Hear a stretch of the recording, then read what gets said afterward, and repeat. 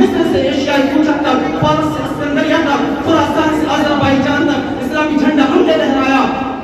France میں صوبہ آکتیانا اور بورکونیا سے کوہریکاف تک نعرے توحید ہم نے بلند کیا۔ کیوں؟ ٹنگ میں سکتے تھے اگر جنگ میں اڑ جاتے تھے، پاؤں شیروں کی بھی میدان سے اٹھ جاتے تھے، تجھ سے شرکش ہوا کوئی تو بگڑ جاتے تھے، تیرے کیا چیزیں ہیں ہم توپ سے لڑ جاتے تھے۔ سامعین، یہ تھی ہماری مسلم حکمران۔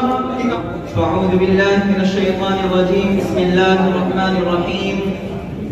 ان اللہ لا یغیر ما بقوم حتی یغیروا ما بانفسهم، صدق اللہ العظیم۔ نبی سے کچھ محبت ہے نہ ہے خوف خدا دل میں، نبی سے کچھ محبت ہے نہ ہے خوف خدا دل میں، مزہ آتا ہے تم کو حکمراں خدا بیزار محفل میں، زبانوں پر تمہاری اب نہیں ایمان کا نغمہ، خوش ریحانی سے تم گاتے ہو انگلستان کا نغمہ، پسند آتا ہے تم کو خم گری اور پر جبی کرنا، تمہارے سجدوں سے محروم رہتا ہے خدا خانہ۔ جناب صدر محترم سامعین، 3 مارچ 1924 سے قبل اسلامی تاریخ کا جائزہ لیتے ہیں اور مسلم حکمرانوں کی زندگی کے آراء کو پلٹ کر دیکھتے ہیں تو ہمارا ماضی بڑا شاندار اور پروقار نظر آتا ہے۔ کیوں؟ اگر ایک طرف ہمیں خلفائے اربعہ جیسے جبار اور سپہ سالار ملتے ہیں تو دوسری طرف ایرانی تاج شاہی کو اسلام کے قدموں میں ڈالنے والا سعد بن ابی وقاص رضی اللہ عنہ نظر آتا ہے۔ اگر ایک طرف 12ویں ہجری کے اندر سربراہ اندلس راجہ راکب کو جہنم رسید کرنے والا طارق بن زیاد موسیٰ بن نصیر جیسا شیر ببر ملے گا تو دوسری طرف سرخیل سندھ راجہ طاہر کے آنکھوں میں آنکھیں ڈالنے والا محمد بن قاسم نظر آتا ہے۔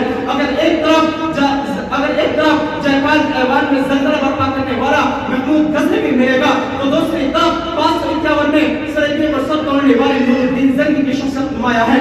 اگر ایک طرف 398 کے اندر راجہ آنند پال کی کھوپڑی اڑانے والا سلطان سبکتگین ہے تو دوسری طرف عیسائی کا پنجہ مروڑنے والا صلاح الدین ایوبی ہے۔ اگر ایک طرف ویسور کی دھرتی پہ جام شہادت نوش کرنے والا خوددار سلطان ٹیپو ہے تو دوسری طرف قرۃ صوح افندی کو واپس لوٹا کر بیت المقدس کی حفاظت کرنے والا خلافت عثمانیہ کا آخری بادشاہ سلطان عبدالحمید۔ غرضیت کی جب بھی باطل نے حق کو چیلنج کیا ہے تو حق پرست حکمرانوں کی ایک جماعت نے ہر بار اس چیلنج کو قبول کیا ہے اور وہ مردانہ وار سر بکف کفن بردوش ہو کر میدان میں آنے کے اور خیر باطل پر چکنچور کر دیا، جس کے نتیجے میں بدر کا میدان، احد کی پہاڑی، خندق کی لڑائی اور آتش کدہ ایران ہمارے قبضے میں رہا۔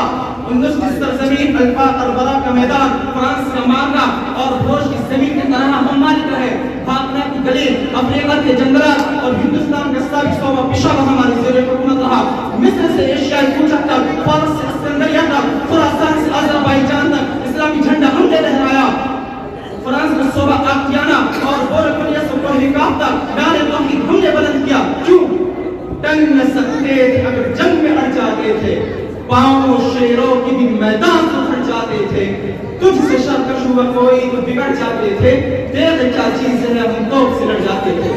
سامعین، یہ تھی ہماری مسلم حکمران کی کامیابیاں اور یہ تھی ہماری مسلم حکمران کی کامیابیاں اور یہ تھی ہماری مسلم حکمران۔ مگر جب 1924 کے اندر خلافت عثمانیہ کا شیرازہ منتشر ہوا تو دنیا اسلام میں کہیں مصطفیٰ کمال پاشا جیسا انگریزوں کا وفادار نظر آیا، تو کہیں جمال عبد الناصر جیسا مغرب کا حاشیہ بردار نظر آیا، کہیں احمد سکانوی جیسا مغرب کا ترجمہ پیدا ہوا، کہیں شہنشاہ سعودی کا حامل جیسے مغرب کے پرستار کو دیکھا، کہیں امریکی صدر کو نمستے کرنے والا مشرف جیسا لامذہب حکمراں نظر آیا۔ کون مشرف اور کون حکمراں؟ ارے وہ مشرف جس نے امریکہ کو اپنا واجب الاحترام آقا تسلیم کر لیا، وہ حکمراں جو ہندوستان اور امریکہ کا وظیفہ دار ہے، وہ شاہ عرب جو مسیحی سرداروں کی تصویروں کو اپنے سینوں سے لگاتا ہو، وہ سلطنت اسلامیہ کا سربراہ جو امریکہ کی غلامی کو اپنے سر کا تاج سمجھتا ہو، وہ شہنشاہ جو جزیرہ عرب میں یہود و نصارہ کو داخل کر کے فرمان رسول اخرجوا الیہود والنصارى من جزیرۃ العرب کی توہین کرتا ہو۔ وقت قلت ہونے کی وجہ سے میں اپنی موضوع کو یہیں پہ تمام کرتا ہوں۔